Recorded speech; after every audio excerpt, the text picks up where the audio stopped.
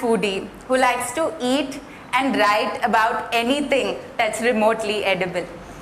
So today I'm going to introduce you to the concept of how food is more than just a means of our survival. There is so much we can learn from food that could completely change the way we see and perceive things around us and also help spread happiness.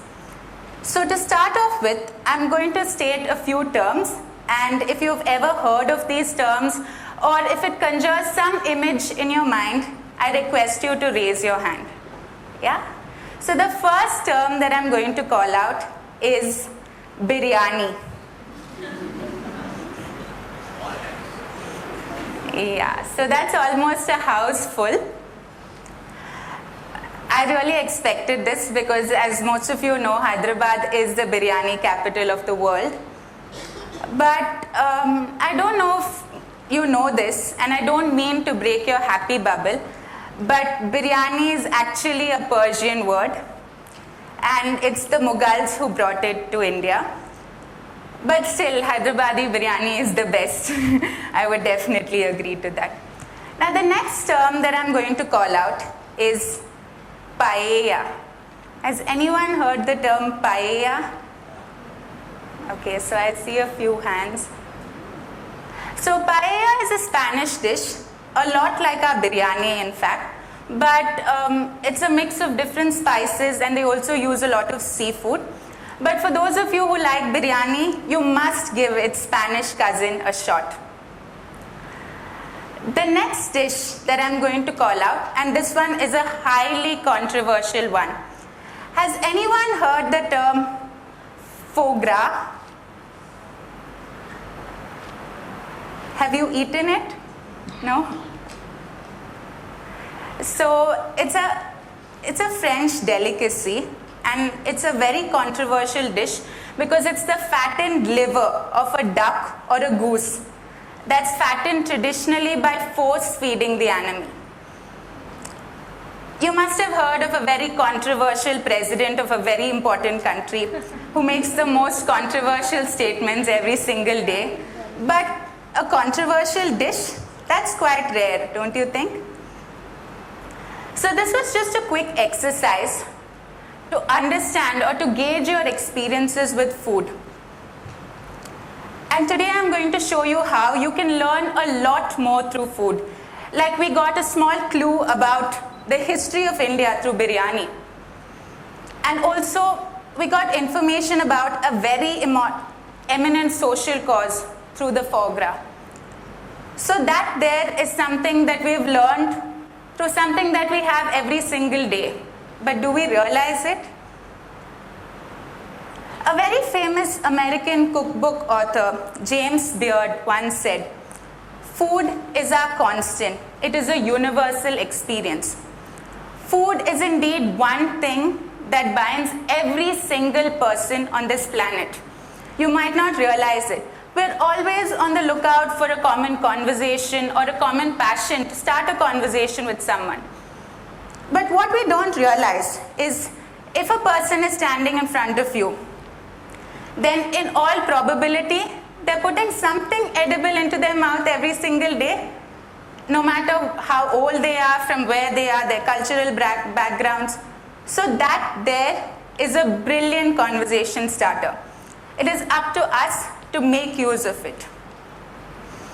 So I'm going to introduce you to how food experiences changed me as a person and how I learned immensely from my experiences.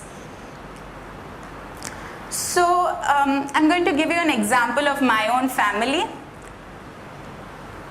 A few years ago, we were not really one who liked experimenting with different cuisines. We would probably go out and eat at the same restaurant and order the same dish every single time.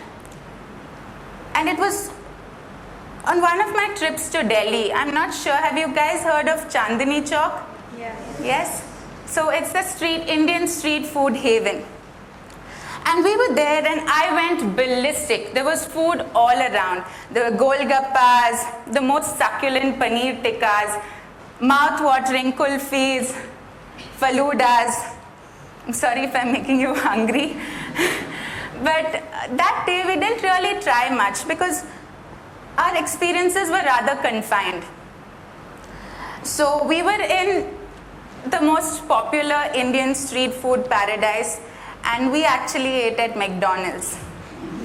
Yes, there is a McDonald's at Chandni Chowk.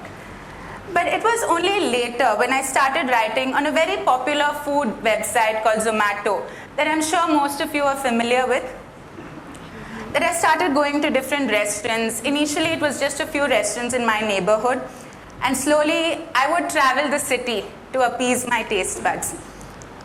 And my sister was my partner in crime, so she would find the most amazing hole-in-the-wall places in Bangalore that served the most delicious food. And slowly I started getting invited for tasting sessions all over Bangalore. And I also took my mom along for a few of these tasting sessions. So initially for me, it was just good food and lots of it. But it's only later that I realized how much of these food experiences I could take back with me. So it's only when you experience different flavors and different textures that you really start celebrating food. And when you try different cuisines, it could be Assamese, Italian, Japanese, that you realize that there are so many different flavors in this world, and why not incorporate something in your food every single day. So that really makes food a celebration, and you start looking forward to lunch or dinner, and it brings the family together as well. So be that change, try experimenting with new flavors and bring in, it could be the smallest element. It could be, probably you would add roasted peanuts to a salad, but that could change everything tremendously. So slowly we started making these changes and experimenting with different textures, and our relatives who would come home for a party really enjoyed it because they knew that they were coming to a new and improved fiesta every single time. And food is also a brilliant conversation starter, like I said earlier during my talk. And it really helps start a conversation with anyone in this world. So a few months back, I met this Japanese woman, a very sweet woman, who actually came up to me looking for directions to a restaurant. And we started talking. So she said she was from Tokyo, and instantly we just started a conversation on sushi. And you won't believe it, but we spoke for almost an hour just about sushi. There are so many varieties of sushi, so many different sauces, and that there was a Japanese woman who I didn't know an hour ago, and I just had a 1-hour conversation with her about sushi. And maybe a little about Japanese cherry blossoms because I like the scent, but that there is something you can do just by learning about different foods and different cuisines from different parts of the world.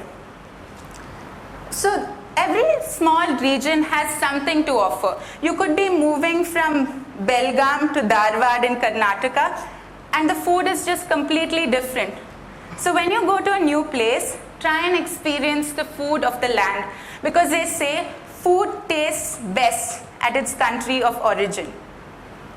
So I'm not sure if any of you have come to Bangalore. I'm sure a few of you have paid a visit to Bangalore. Yes.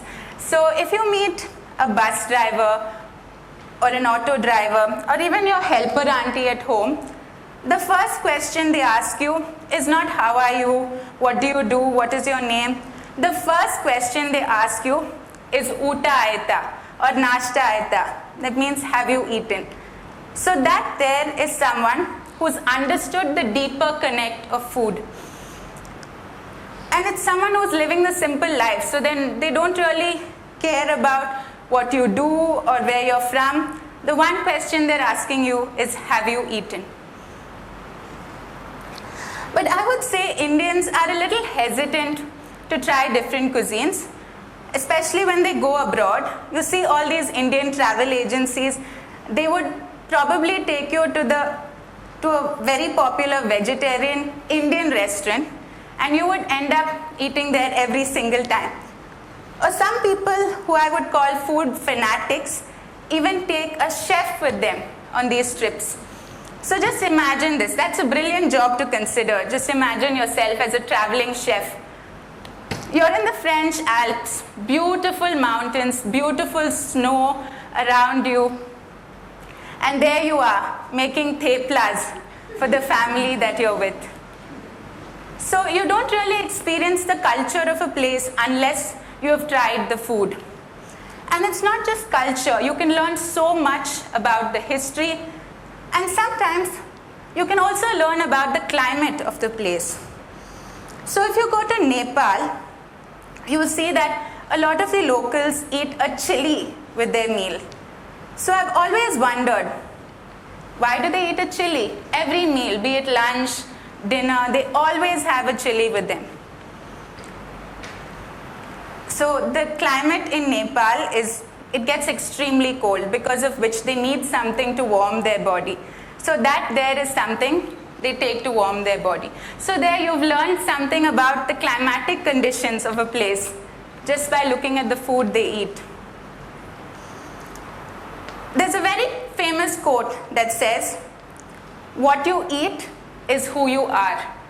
So the food that you eat will also tell you a lot about the personality of the person, not just the country they're from or the history of the land. So the next time you grab a cup of that extremely milky sweet chai that we call tea in India, try and learn about the different varieties of tea all over the world. There's oolong, Kashmiri kava, the rooibos from Africa, and there's so many other things to try all over the world. That will really give you a global perspective of food. And it will make you understand that tea is not just the milky concoction that we drink every single day. So remember to try different cuisines and experiment with food. It could be the smallest change. You might try a new vegetable in a different land, but that could really change your life. And remember, food is endlessly delicious. Thank you.